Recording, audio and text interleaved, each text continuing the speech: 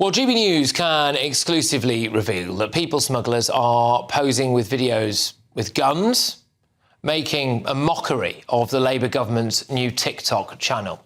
This week, Labour decided to take to TikTok to deter illegal migrants.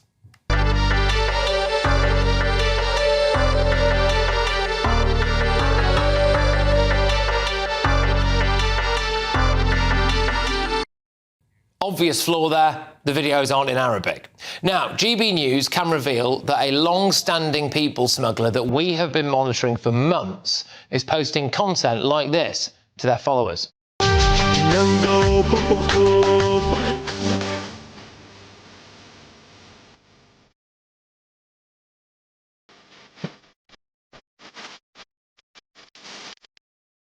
Yeah, let's have another little look at that. So what you're going to see here, of course, is dozens of men sitting around in what is, I would say, clearly a Middle Eastern country, all armed with what look like AK-47s, and that is some sort of militia, isn't it? What do we think that this people smuggler's intentions are here? Anyone? We can also reveal that whilst the weather is bad in the channel, there appears to be a huge uptick in videos on TikTok, the same platform the government's using, tries to deter people. Huge uptick in videos on TikTok advertising illegal lorry crossings. And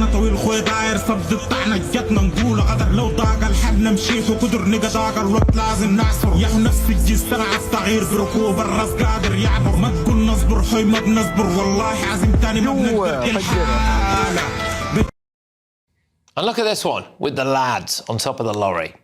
جنكوكالي استلم الشغل يا صاحبي لو ما فاطر اوعى تغاطر.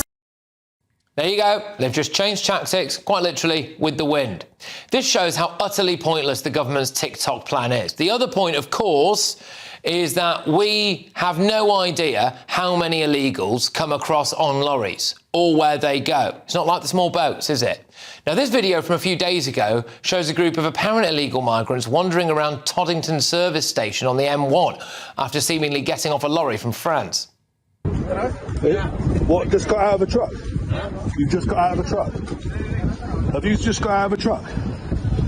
Where have you come from? Why are you here? Just think about this. You've got people smugglers boasting about armed militia groups, armed to the teeth. Then you've got a surge in advertisements for lorry crossings. And of course, we won't detect many people coming across in a lorry. Just join up those dots and think about how catastrophically dangerous that is. Every time you're online, your money and your identity are at risk. Scams now make up nearly 40% of all crime in the UK. That's thousands of attacks every single day. In Britain, someone has their identity stolen every 2 minutes, leaving victims with wrecked finances and years of stress. The threat is real, and you could be next. ExpressVPN is your shield against criminals. It locks down your devices, hiding your personal information and financial details from hackers, scammers, and anyone else looking to exploit you. So whether you're checking your bank, shopping, or just browsing, ExpressVPN makes you invisible to prying eyes trying to steal your money and your identity. ExpressVPN shields your data with military-grade AES 256 encryption. That's the same standard trusted by the US government to guard classified information. This is the highest level of online security you can get. So don't wait for disaster. Secure up to 14 devices at once and get powerful password protection. Real support is available 24/7 because cybercrime never sleeps. Click the link in this video's description or scan the QR code to get up to 75% off ExpressVPN plus 4 months extra for free. Every moment you hesitate is another moment you're exposed. Protect your money and protect your identity. Get ExpressVPN right now. I'm joined now by the former Director General of UK Border Force, Tony Smith. Tony, what's your feeling when you see that video there of the human trafficker who is posing with videos of that armed militia group? Well, I expect I'm as horrified as you are and many of your viewers and listeners are, Patrick. But I think, we need to just take stock here. The Home Office and the Border Force, I don't, this TikTok wasn't a thing when I was in the Border Force, but I do chair a lot of border security conferences around the world these days to keep up to date. And the analytics that you are doing is being done by law enforcement agencies. These videos are being monitored by people in government. I can't say specifically who is doing what in that respect, but there is a digital war going on right now between law enforcement agencies around the world and human smugglers. And there are a number of tools that are being developed, deep dive data analytics, we call it OSINT, open source intelligence analytical tools that I know about that could be useful. So I'm glad you're reporting these stories, Patrick. They are really helpful. I hope someone from the Home Office is watching, but I can assure you that there will be work going on, I'm sure, in any case that you won't see in the public domain that's going on to try and track down what's going on in some of these videos on TikTok. And understandably, Tony, much of the focus has been on the small boats, and I get that, absolutely. But I think people have probably been guilty, maybe myself included, of turning a blind eye on the lorry issue. And the reason for that, I think, is because we don't have... It's almost impossible to get accurate numbers, isn't it? Unlike a small boat, they get there in the channel, you count them in. With a lorry, you often don't know how many people are on them or where they go or anything like that. When you put those two things together, right, the kind of armed militia side of it and the lorry issue and them getting off places like Toddington Services, how dangerous is this for Britain, really? So for the lorry drops, I mean, I think one of the reasons they took to boats in the first place, Patrick, is because we did have Border Force teams, have got Border Force teams in the ports of Calais and Dunkirk. We have got search areas. We do pull a lot of people out of lorries over there on that side. Of course, some still slip through the net.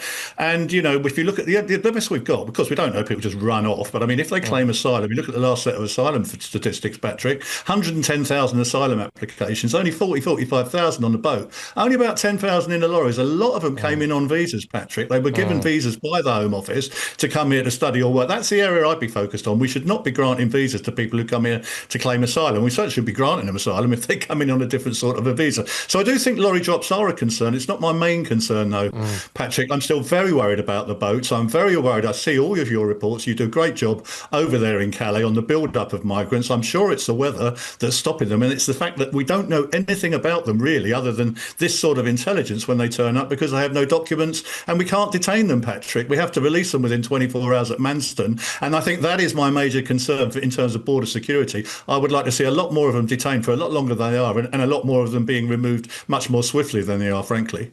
Just very quickly, Tony, obviously the government's new thing about posting on TikTok, which appears to be entirely self-defeating as far as I can tell, because it's clearly targeted at a British audience, but...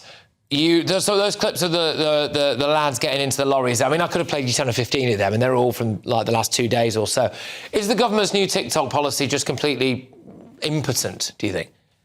Well, the reason they've moved on to TikTok, they do this already, Patrick, on X and on LinkedIn. You will see Home Office videos of this sort of stuff. But I think what their line is that a lot of the migrants don't necessarily use TikTok, to use X or certainly LinkedIn. Don't use LinkedIn. They do use TikTok, and they don't necessarily watch GBNews, I'm afraid. But they do use TikTok. I think the idea is really trying to, to get that message out to the audience. But there are things they could do, like you say, putting it in Arabic and that sort of stuff. But I think that's what they're trying to do anyway. Tony, thank you very much for your time, as always. Tony Smith there is the former Director General of the UK Border Force. We went to the Home Office. They said, we are cracking down on brazen social media advertising and introducing an offence that criminalises the online promotion of unlawful immigration services. Alongside the NCA, we are working with major social media companies to rapidly remove online adverts promoting dangerous small boat crossings. I'm just wondering which one of that group of armed militia is the neurosurgeon or the engineer. But anyway, coming up...